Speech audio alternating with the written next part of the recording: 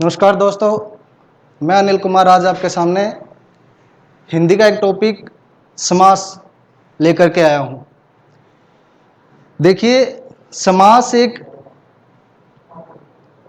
क्या चीज है वो मैं आपको डीपली समझाऊंगा। अगर इसको अच्छे से समझा जाए तो ज्यादा कोई बड़ी इसमें बात नहीं होती।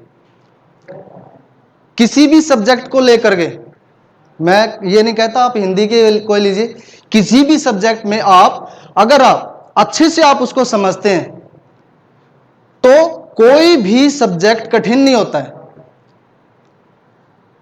तो यही सोच करके देखिए, मैं एक एग्जांपल आपको देता हूं। जैसे आप किसी गाड़ी से कहीं जा रहे हैं, अगर आपको उस रास्ता, जो उस जगह जो लक्ष्य है उसका अगर आपको रास्ता अगर अच्छे से मालूम है तो आप आराम से वहां पर पहुंच सकते हैं। अगर इसका उल्टा करके देख लेते हैं, अगर मान लो आपको उस जगह का बारे में मालूम नहीं है और आप सोचते हैं हाँ भी मेरे को मालूम है, मैं पहले गया हुआ हूं, मैं वहां पे जा सकता हूं, तो दोस्तों क्या होगा, आप चलना स्टार्ट करेंगे। आपको जैसे मान लो जाना है दिल्ली, आप चलना स्टार्ट करेंगे, मेरे को पता है दिल्ली वहां से वहां जाना और वहां से दिल्ली पहुंच जाऊंगा। पर क्या होता है, थोड़ी दूर जाते ही आपको कुछ नया देखने को मिलता है। अरे यार, ये तो पहले वहां पे नहीं था, ये आज ऐसे कैसे हो गया।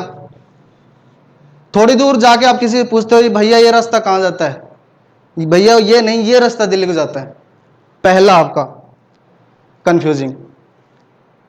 अब देखिए, अगर यहीं पे आपको अगर पहले से पता होता भी दिल्ली जाने का रास्ता यहां से यहां आएगा, अगर आपको किसी ने गाइड किया होता भी दिल्ली जाने के रास्ते में ये आएगा, ये मोड़ आएगा, वहां जाना है, तो सीधा आप अपने लक्ष्य पर पहुंच सकते थे। यही कॉम्पिटिटिव जितने भी एग्जाम है उसमें होता है। हम क्या करते हैं, हमें सोचते हैं भी नहीं यार हमें पता है, क्लास भी लगाते हैं, वहां भी हम सोचते हैं नहीं यार आधा कुछ हमें आता है, कुछ हम सीख लेंगे। यही पर हम बहुत बड़ी गलती कर देते हैं। तो हमें इस प्रत्येक सब्जेक्ट को ध्यान से समझना होता है। तो आज का जो टॉपिक है हमारा वो है समास।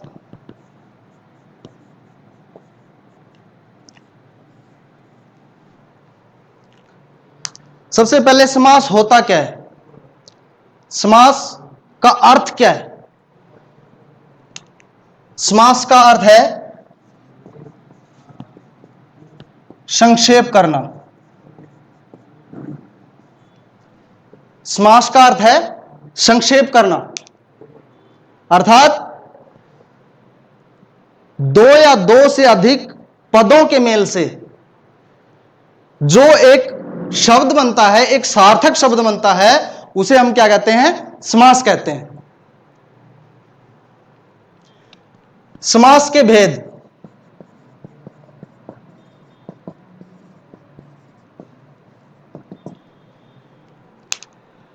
आपके एग्जाम में यह क्वेश्चन पूछा जा सकता है कि समास का अर्थ क्या है। समास का अर्थ यह नहीं है, कई जगह मेरे को सुनने को मिला है, कह देते हैं समास का अर्थ है टुकड़े करना, कई लिख देते हैं समास का अर्थ है जोड़ना। नहीं, यह सब गलत है। समास का अर्थ है संक्षेप करना। समास के भेद होते हैं 6। यह भी पहले आ चुका है, समास के कितने भेद हैं। समास के 6 भेद होते हैं। सबसे पहला अव्ययी भाव।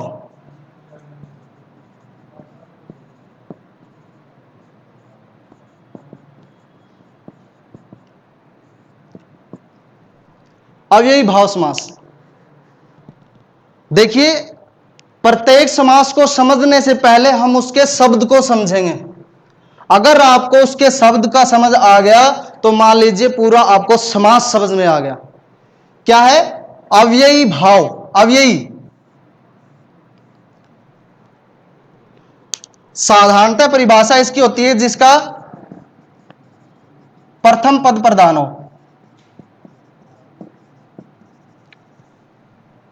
प्रथम पद प्रधान हो। आपने 10वीं क्लास में, +2 क्लास में पढ़ा होगा परिभाषा अव्ययी भाव समास की, भी जिस समास का प्रथम पद प्रधान हो वही अव्ययी भाव समास है। अब इतना रट लेने से क्या आपको समास समझ में आ जाता है? नहीं। जब तक आपको इस अव्ययी भाव के अर्थ का जब तक समझ में नहीं आएगा, तब तक परिभाषा का कोई महत्व नहीं है। सबसे पहले अव्ययी भाव समास। अव्ययी, अव्यय, भाव, प्रधान। जिस समास में अव्यय की प्रधानता हो, जिस समास में अव्यय की प्रधानता हो, यानी कि जिसका पहला पद प्रधान हो और अव्यय हो, वही अव्ययी भाव समास कहलाता है। जैसे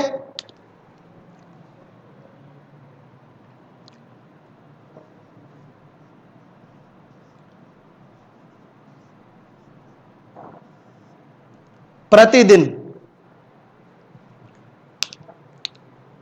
आजीवन,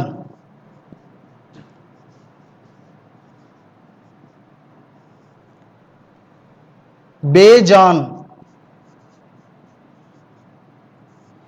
ये जितने भी अव्यय शब्द हैं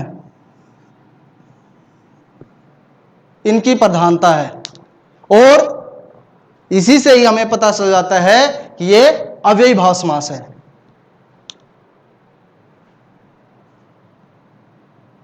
प्रतिदिन यानी कि हर रोज कह सकते हैं,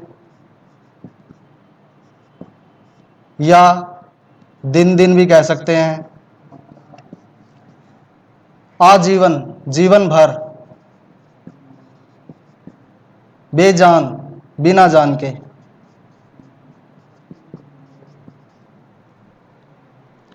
अगर आपको शब्द की विग्रह करना आपने अच्छे से आ गया, तो आपको समास भी उसका पता चल जाएगा भी इसमें कौन सा समास है, इस शब्द में कौन सा समास है। ठीक है। तो विग्रह क्या होता है? विग्रह होता है उस शब्द का विस्तारिक रूप। ठीक है। जैसे आजीवन है, यानी कि इसका अर्थ हो गया जीवन भर, जीवन पर्यंत। ठीक है। उसके बाद अव्ययी भाव ये तो हो ही गई जिसमें प्रथम पद अव्यय हो। बहुत सारे और भी उदाहरण हैं। यथा जिसके प्रारंभ में हो, प्रति आ गया, बे आ गया, नी आ गया। ठीक है। उप आ गया।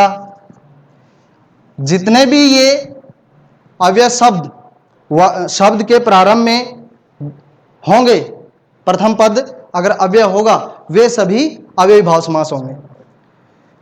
दूसरे कुछ एक शब्द और होते हैं जो अव्यय होते हैं। जैसे कोई शब्द आ गया और उसके सामने भी दूसरा पद भी वही शब्द हो, वहां भी अव्ययी भाव समास होता है। जैसे दिनों दिन,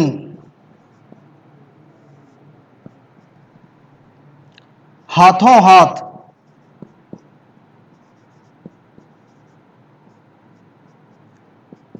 अब यहां पे कंफ्यूजिंग एक है, कई कहते हैं यहां पे शब्दों का जोड़ा आ गया, यहां पे तो द्विगु समास हो गया।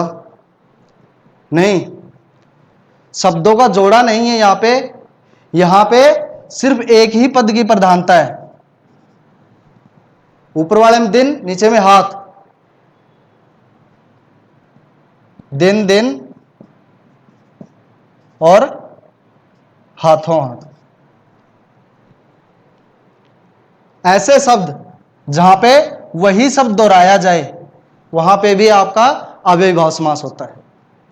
ठीक है। उसके बाद दूसरा समास आता है आपका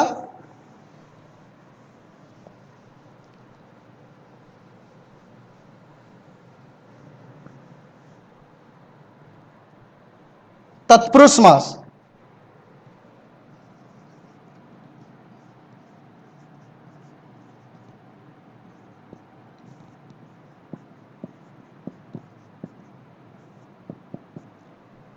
तत्पुरुष समास।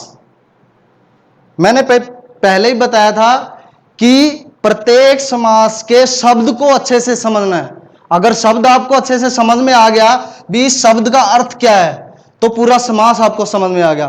परिभाषा के पीछे भागोगे आपको कुछ नहीं समझ में आएगा। शब्द को समझिए, तत्पुरुष, तत् मीन्स वह, पुरुष मैंने वह पुरुष, वह पुरुष, यानी कि आपने कारक पढ़े होंगे।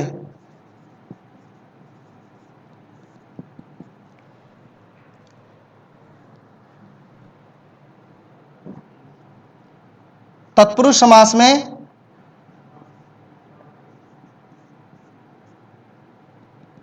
कारक होते हैं कर्ता ने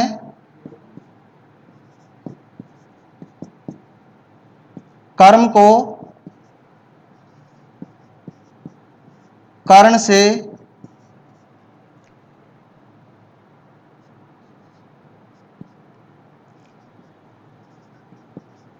अपादान से अलग संप्रदान के लिए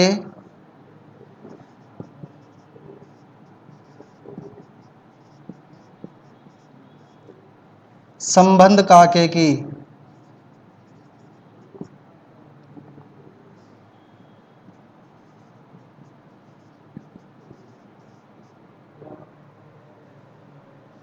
अधिकरण में पर।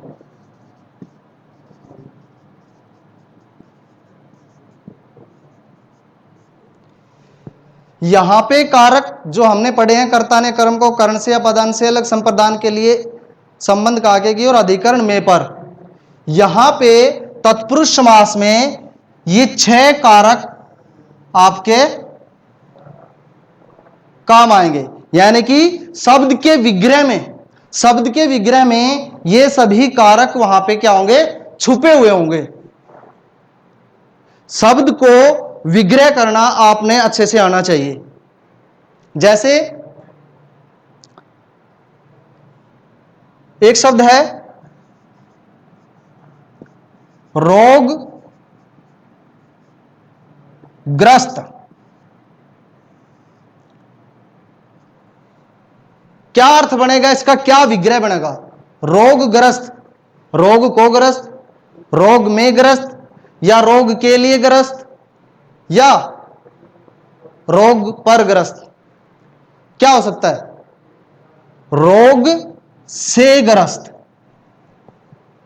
यानी कि कर्ण तत्पुरुष। इसमें कौन सा समास हो गया? कर्ण तत्पुरुष।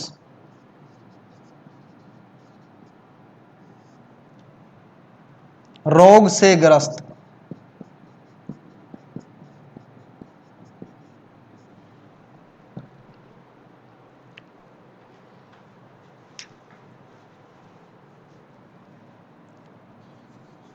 जैसे एक उदाहरण और देख लेते हैं।